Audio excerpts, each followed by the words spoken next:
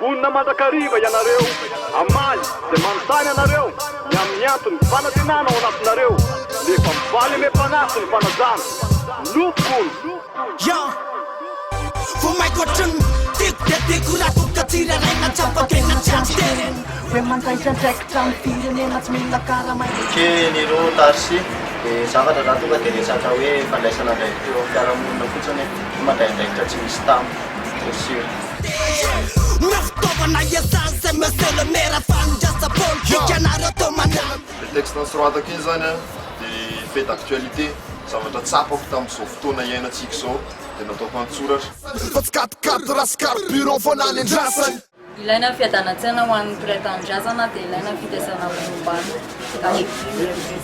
Trovava tena fanangoran-kazy tiky zipajinareo misarena menam-polo volamena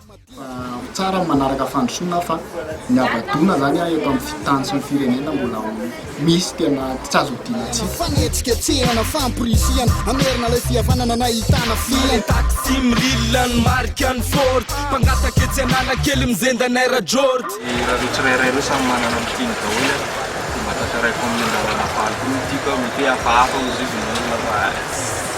zay olona tiako hoe ao an-tanàna izany diso tsy haiko aloha hoe zarizaro mpiady sesy so dia hoe le propre na ny ranony mandrisesy za mitaka gasikara tsy mira fahantrana trondro miala ao anatin'ny liste social bahoaka zany sopikarena mba tsy lena akaiky fa tsy dozina avy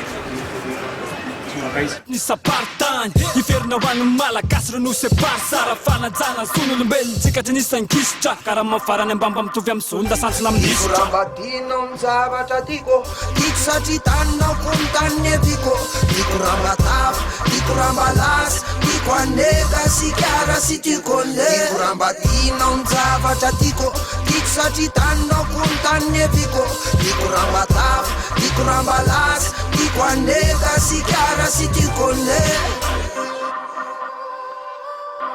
Boom back.